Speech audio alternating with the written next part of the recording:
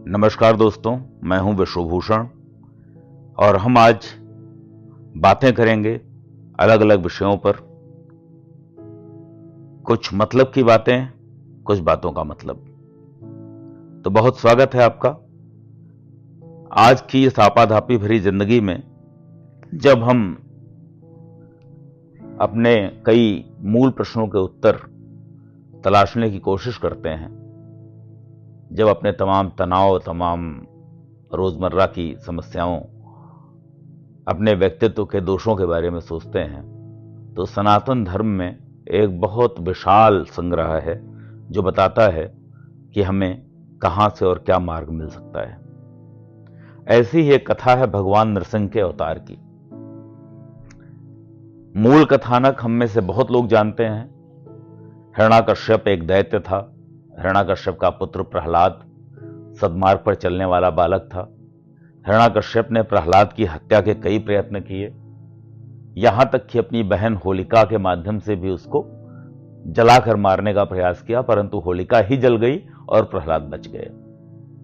उस हिरण्याकश्यप जैसे आतताई का वध करने के लिए भगवान श्री हरि विष्णु ने नरसिंह अवतार लिया और भगवान नरसिंह के अवतार के माध्यम से हिरण्याकश्यप का वध सुनिश्चित हुआ। यह कथा हम सभी को मालूम है। आज हम बात करेंगे इस कहानी से आगे बढ़कर उसके बाद क्या हुआ इस विषय पर। और सबसे पहले कथा जानने से पूर्व यह जानना बहुत आवश्यक है कि कथा का मर्म क्या है। हम कई बार शब्दार्थ में उलझ जाते हैं और जो कथा का निहित अर्थ होता है, जो वास्तविक अर्थ होता है, वह भूल जाते हैं। सनातन धर्म इतना विस्तृत है, इतना विशाल है और इतना प्राचीन है कि इसकी कई कथाएं ऐसी भी हैं जिसके बारे में कई बार लगता है कि यह सत्य घटना है अथवा एक कथा है जिसके माध्यम से कोई नैतिक संदेश देने का प्रयास किया गया है। तो उस गूढ़ार्थ में घुसने की, उस गूढ़ार्थ को ढूंढने का जो प्रयास होता है, इसके लिए पहले कुछ चीजों के बारे में हमारा, जो हम कहते हैं कि एक प्री कॉन्सेप्ट क्लियर होना, वो बहुत जरूरी है। श्री हरि विष्णु को क्यों हस्तक्षेप करना पड़ा हिरण्याकश्यप और प्रहलाद की समस्या में, इसका समाधान है, सबसे पहले इस जिज्ञासा को जानने के लिए हमें जानना होगा विष्णु कौन है, ब्रह्मा कौन है, महेश कौन है। एक परम तत्व है, आदि योगी, जिनको हम कहते हैं, महायोगी कहते हैं, शिव कहते हैं, और हम कहते हैं हमारी आत्मा जब अपने वास्तविक स्वरूप को जानती है तो वह शिव हो जाती है। आदि शंकराचार्य इसी को व्यक्त करते हैं, चिदानंद रूपः शिवोहम शिवोहम।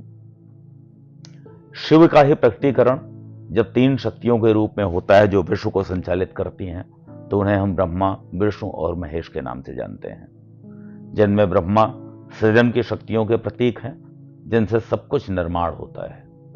विष्णु संचालन की शक्ति हैं और महेश संहार की शक्ति हैं।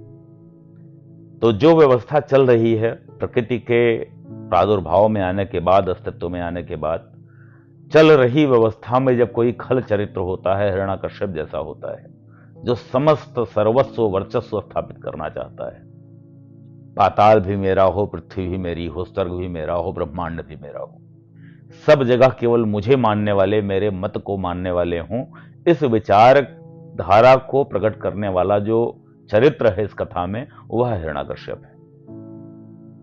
और हिरण्याकश्यप का जो प्रतीक है वो यहां तक जाता है कि अपने विचार के विरुद्ध अपने पुत्र को भी बलिदान करने से, उसकी हत्या करने में भी उसे संकोच नहीं होता।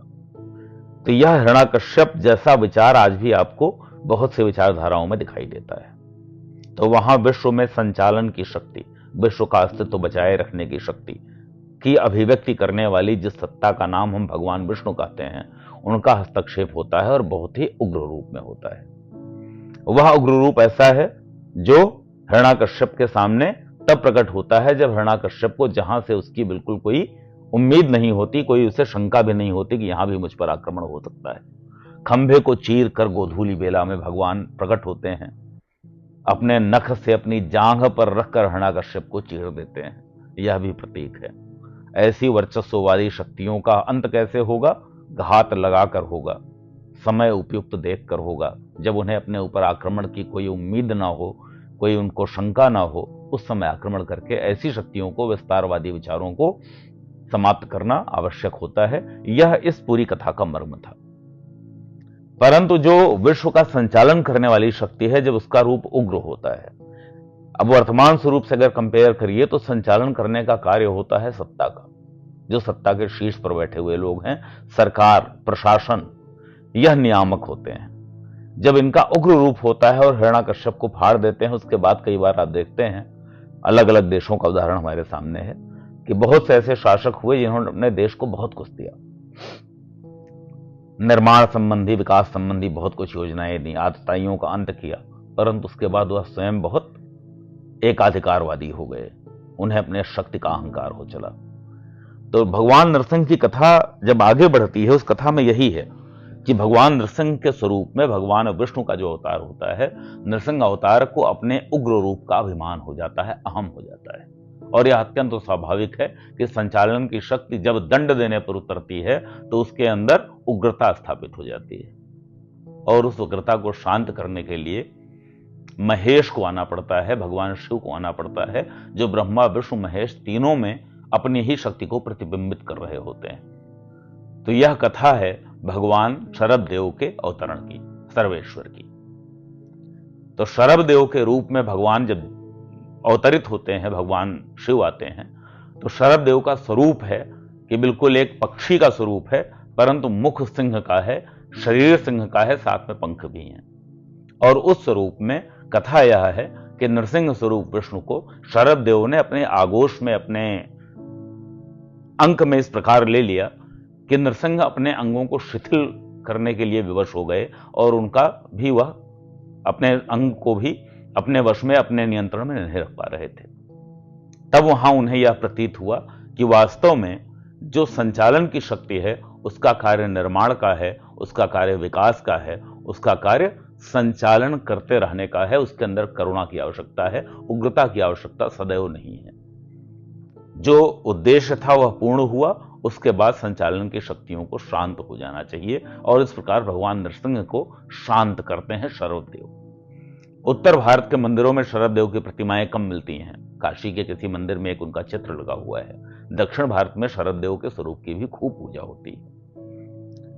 भगवान नरसिंह की कथा यहीं समाप्त होती है कि नरसिंह रूप उसके बाद भगवान विष्णु छोड़ देते हैं। भगवान विष्णु के दशावतारों के साथ यही कथा है कि प्रत्येक अवतार में अवतार का कार्य पूरा होने के बाद, चाहे वह भगवान राम हो, चाहे भगवान कृष्ण हो, चाहे भगवान नरसिंह हो, चाहे भगवान कश्यप हो, यह सभी उस देह को छोड़ देते हैं। और अस्थाई क्या रहता है? शिव का भाव। शिव अस्थाई है। तो शिव की आराधना जब हम करते हैं, भगवान विष्णु की आराधना भी करते हैं, महेश रूप में भी भगवान की आराधना करते हैं, ब्रह्मा के रूप में भी आराधना करते हैं, तो यह सभी प्रतीक जो है वह हमें एक ना एक आध्यात्मिक, हमारे जीवन के भौतिक संचालन के लिए आवश्यक सूत्र भी हमें प्रदान करते हैं। यह शरभदेव और भगवान नरसिंह की कथा हमें यह सिखाती है कि जब हम संचालन करने के रूप में हो, चाहे अपने परिवार में हो, चाहे किसी अधिकारी की वस्ती में हो, चाहे अपने किसी समूह में हो, चाहे व्यवसाय में हो, तो वहां आवश्यकता पड़ने पर क्षणिक उग्रता तो ठीक है, परंतु अस्थायी उग्र भाव नहीं होना चाहिए। अस्थायी भाव कल्याण का होना चाहिए। तो यह भगवान शरभदेव की कथा है, और इसे मुझे आशा है कि सुनकर आपको भी अपने जीवन में कुछ इन बातों से मतलब की बातें मिल जाएंगी, कुछ बातों का मतलब भी आपको अच्छी तरह समझ में आया होगा। बहुत बहुत धन्यवाद। हर हर महादेव।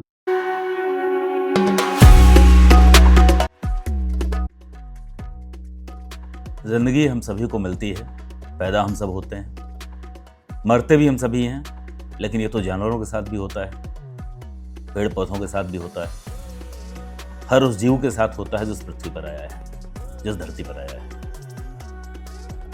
इंसान के पास एक बहुत ही खूबसूरत जो तोहफा दिया है भगवान ने हमें, वह है अपने मन पर नियंत्रण कर सकने की शक्ति और मन को समझने की शक्ति।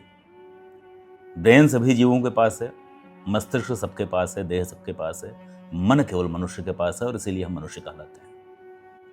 हमारा मन अच्छा भी होता है, मन खराब भी होता है। कहा गया है मन के हारे हार है, मन के जीते जीत। तो यह मन अच्छा कैसे हो, यह मन अच्छी दिशा में कैसे जाए, इसके लिए बहुत सारी कहानियाँ हैं, बहुत सारे रास्ते हैं जो हमारी सभ्यता, हमारी संस्कृति हमें सिखाती है, सनातन धर्म हमें सिखाता है, सनातन कथाएं हमें सिखाती हैं। उन कथाओं में इतनी बातें निकलती हैं जिनका कुछ मतलब होता है, कुछ मतलब की बातें होती हैं, कुछ बातों का मतलब होता है। हम पूछते हैं इसका क्या मतलब है, और फिर हम उसका अर्थ निकालने का प्रयास करते हैं, उनको सुनने का प्रयास करते हैं। जब हम कथाएं सुनेंगे तब मतलब की बातें होंगी, तब बातों का मतलब भी निकलेगा और ज़िंदगी का मतलब भी समझ में आएगा। तो आइए सुनते हैं ज़िंदगी की इन्हीं कहानियों को मेरे साथ। मेरा जो नाम मेरे माता पिता ने रखा है विश्वभूषण है। महादेव की कृपा से हम इन कथाओं को, इन अर्थों को और इन मतलब की बातों को सुनते हुए अपने ज़िंदगी का मतलब खोजने का प्रयास करेंगे। तो यही हमारे इस कार्यक्रम का उद्देश्य है।